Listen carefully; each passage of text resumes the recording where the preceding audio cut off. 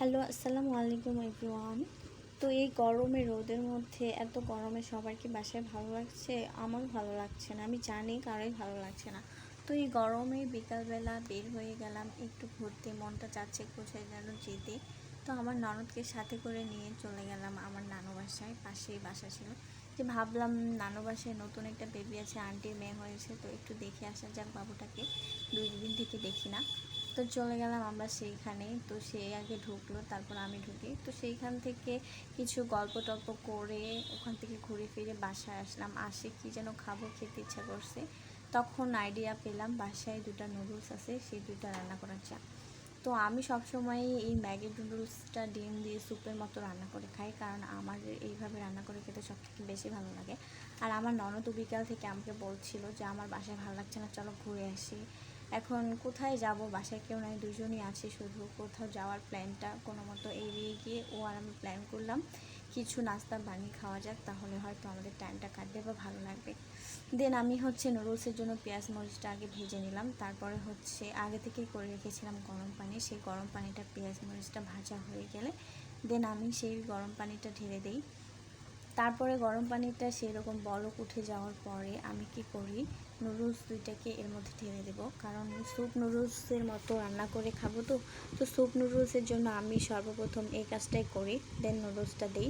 কারণ সেভাবে আসলে কি খেতে ভালো লাগে আমার কাছে, কারণ ম্যাগি নুডলসের পানিটা ফেলে দিলে খেতে একটুকু ভালো লাগে না। দেন আমি পরিমাণ মতো লবণ দিয়ে দিই, কারণ এটাতে আরও টেস্টি মশলা অ্যাড করবো, যার কারণে লবণটা আমি পরিমাণে একটু কম দিই। আপনারা চাইলে আপনাদের ইচ্ছা মতো দিতে পারেন। তো তারপর আমি ম্যাগি নুডলস 2টা সেখানে দিয়ে দিই। দিয়ে দেওয়ার পরে কিছুক্ষণ এভাবে নাড়াচাড়া করব, সিদ্ধ হয়ে গেলে দেন আমরা এটাকে ভালো মতো মশলা দিয়ে রান্না করব। তো তাই সবাইকে বলি, আপনাদের মাথাও কি এভাবে মাঝে মাঝে বাসায় ভালো না লাগলে আপনাদের মাথায় এরকম ভূত চাপে? সবাই কমেন্টে জানাবেন। দেন আমাদের নুডলসটা হয়ে কতক্ষণ 5 মিনিটের মতো জাল করে নুডলসটা হয়ে যাওয়ার পর আমি এখানে টেস্টে মশলাগুলো ঢেলে দিলাম। মশলাটা দিয়ে এভাবে নাড়াচাড়া করতে হবে কিছুক্ষণ। মশলাটা মিক্সড করে নেওয়ার পর এটার কালারটা একটু চেঞ্জ আসবে। চেঞ্জ আসার পরে আমি এইখানে দিয়ে দিব আবারও 2টা সস নিয়ে এসেছিলাম। বাসায় ডিম ছিল না আজকে, প্রতিদিনই গ্যাস আমাদের বাসায় ডিম থাকে, কিন্তু আজকে কি একটা বিষয় যে আজকে আমাদের মাথায় এই ভূতটা চেপেছে, অথচ আজকেই বাসায় নেই ডিম। তো আমরা কি করি, বাসায় থাকা সেই 2টা সস টেস্টি মশলার বাসায় যা যা থাকে সেগুলো দিয়ে করে খাওয়ার চেষ্টা করি। দেখি আজকে ডিম ছাড়া এইভাবে নুডলস রান্না করলে কেমন লাগে। তো আমি ফাইনালি সেই সস 2টা এখানে ঢেলে দিচ্ছিলাম। টেস্টি মশলা তো আগেই দিয়ে দিয়েছি। তো সেই সসগুলো ঢেলে দেওয়ার পরে আমি এখন আবারও এটাকে নাড়বো ভালোভাবে।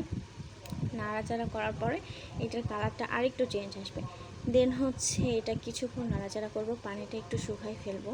তারপরে গাইস, এখানে তো দেখতেই পাচ্ছেন যে কিছুক্ষণ পর আমাদের এটা ফাইনাল লুক ছিল।